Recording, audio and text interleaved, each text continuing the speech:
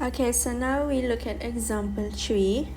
A toy train moves slowly along a straight track according to the displacement s against time t graph in figure below. So we are given here a graph of displacement against time, where displacement here is in unit of centimeter and time here is in unit of second. So remember, displacement against time graph. Okay, first question. Explain qualitatively the motion of the toy train. Okay, so we need to explain qualitatively. Okay, so what does it mean by this qualitatively? Okay, so qualitatively meaning that we need to explain in terms of words.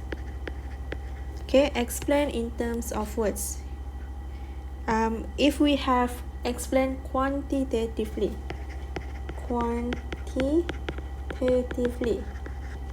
if the word is quantitatively, meaning that you need to explain in terms of calculation or number. Okay, but now soalan minta qualitatively, so we need to explain by words. So how to explain this graph here in terms of words? Okay, so let's look at the graph first. Okay, graph dekat sini kita ada displacement in centimeter and then time in second. And then as you can see here, the graph is above the x-axis. Kita ada graph ni di atas x-axis. Maksudnya displacement dekat sini adalah positif. So positive displacement.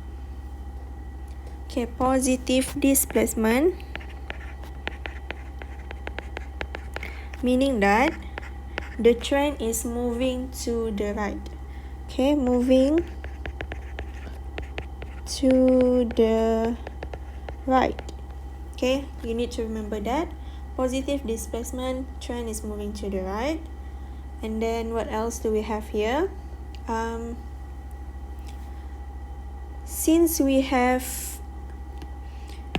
the end point, okay, so basically this graph, dia cakap sebenarnya dia tunjukkan yang train ni dia gerak daripada point ni, which is inilah initial point dia, di mana displacement kosong, time pun kosong. So ni initial point dia dan dia akan bergerak, dan since graph ni kan dia adalah positive displacement, maksudnya dia akan keep moving to the right only until it reaches this final point here. So final point here di mana displacement sama dengan 10 cm. So dia bergerak up to 10 cm. Okay, it's moving up to 10 cm. So how do we describe this graph? Macam mana kita mau explain? Okay, we are going to divide into 3 parts. As you can see here, we can see this, label this as part 1, this one part 2, this one part 3. So this one part 1, part 2, part 3. And then after that, you need to identify what represent the gradient of this graph. Okay, kalau graph displacement against time, gradient dia apa? Okay, ingat semula, cuba tengok nota, what represent the gradient of this graph? Okay, kalau sudah tengok, then you know that the gradient for graph for displacement against time is actually represent the velocity. Okay, gradient dekat sini adalah represent the velocity. And then since dia adalah semua positif, maksudnya the velocity is positive. So kita letak sini positive velocity. Sini pun sama, positive velocity. But here, dekat sini, there's no gradient. Dia just straight line. Maksudnya, gradient dia adalah kosong. Bermaksud velocity adalah kosong. Okay, so we look at first part dahulu. Okay, part yang pertama. Okay, what you need to include in this explanation first adalah direction. You need to explain direction trend ni pergi mana, adakah ke kanan atau ke kiri.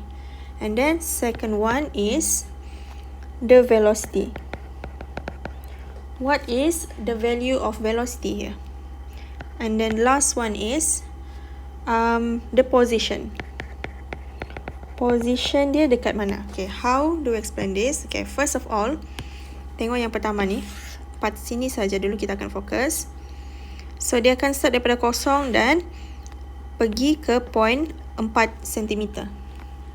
Okay, which means positive 4 kan. All of this is positive. Positive meaning that direction is to the right. And then, velocity dekat sini adalah positive. But we need to know, we need to calculate what is the velocity here.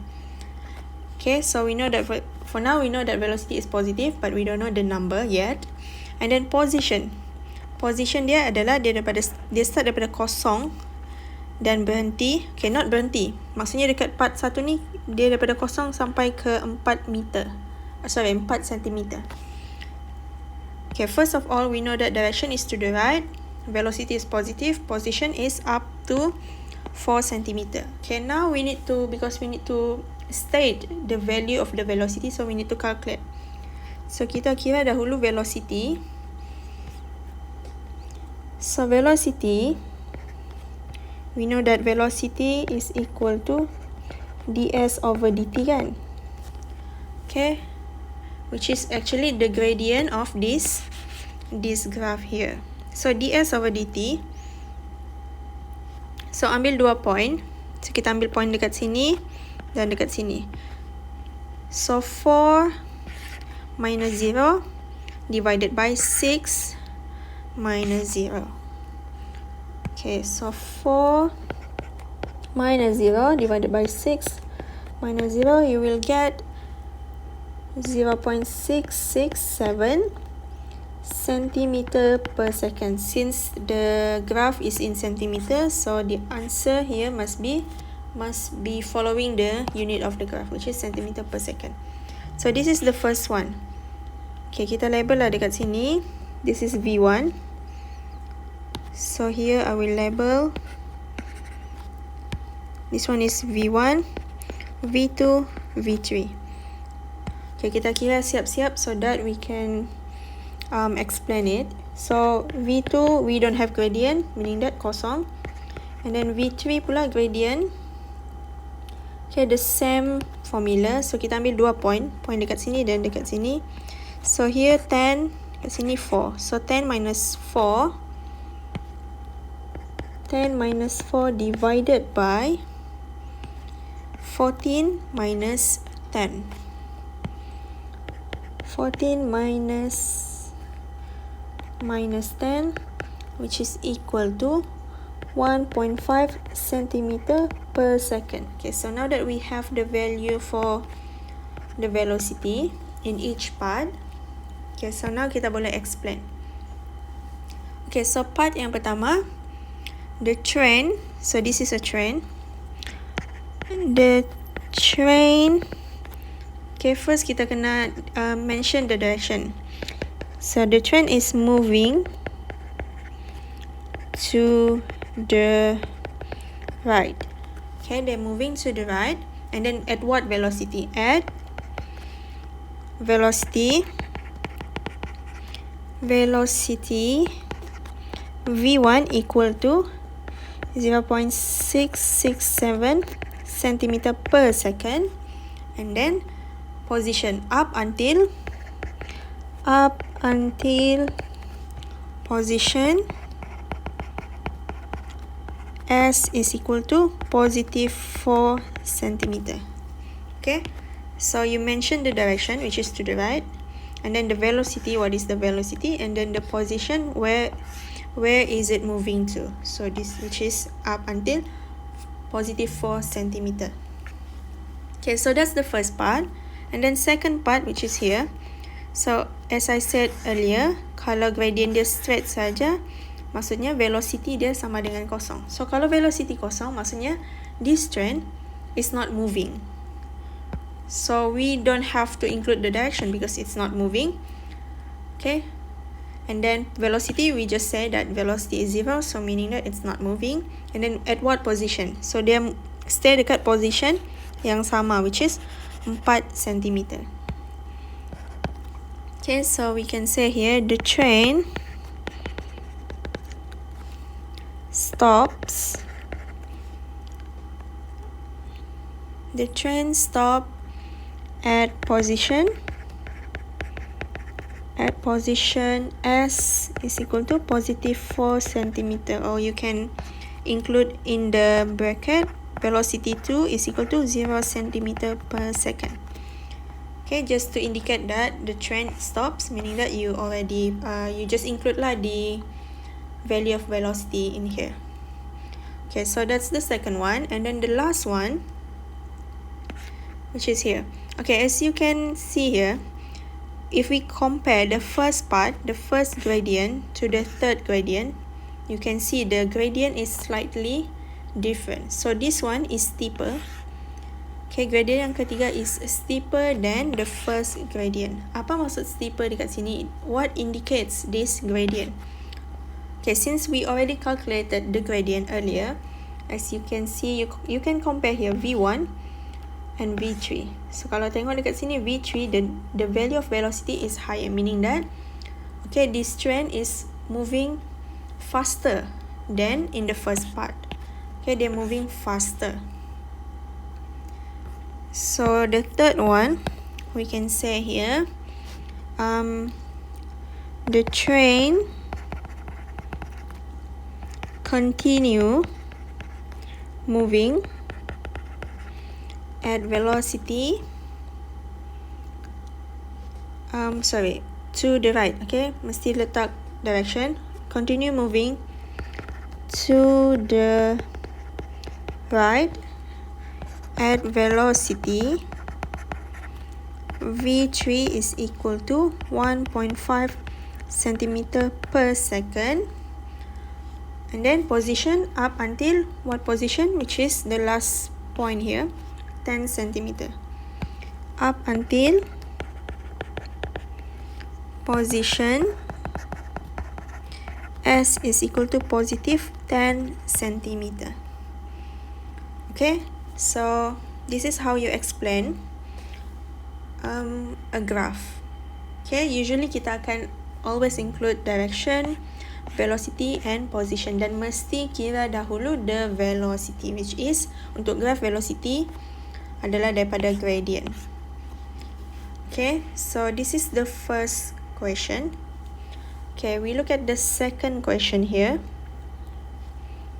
Okay, determine the average velocity for the whole journey. So average velocity for the whole journey.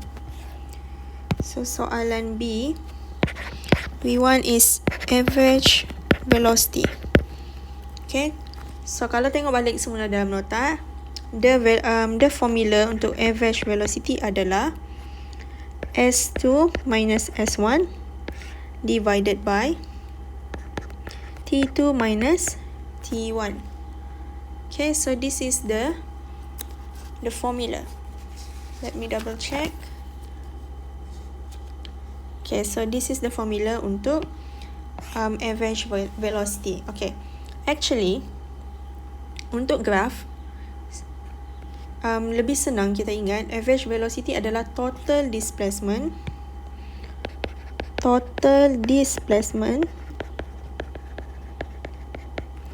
bahagi dengan total time taken. Okay, so daripada graph ni kita tengok total displacement dia, which is the highest number here, di mana dia berhenti adalah 10 cm, and then total time taken adalah 14 second. So you just simply kira macam ni, 10 cm divided by 14 second, which you will get 0.7 cm per second. So this is the average velocity. Okay, it's easy. And then last one, question C. Calculate the instantaneous velocity at t is equal to 12 second. Okay, so now we want instantaneous velocity, ataupun dalam kata lain dia adalah velocity at specific time. Kalau average ni maksudnya the whole journey. Now we want at that specific time, which is t is equal to 12 second. So kita tengok dekat sini, this is t is equal to 12 second. So here, so we want, what is the velocity here? Okay, as you can see dekat sini, okay, apabila dia dekat gradient yang sama, maksudnya velocity dia adalah sama. So daripada saat yang ke-10 sampailah ke-14, gradient dia sama kan? Okay, maksudnya dekat bahagian ni velocity dia adalah sama, constant velocity, which is actually velocity dia adalah v3, di mana kita sudah kirakan tadi, which is here. So this is the velocity at a specific time, which is we have already calculated. So you can just copy here. Okay, jangan terus tulis v3 is equal to 1.5. You need to copy di jalan kerja. So see, you can just write down here, velocity at t is equal to 12 second, which is equal to v3 and this one. Okay, so that's the solution for example 3.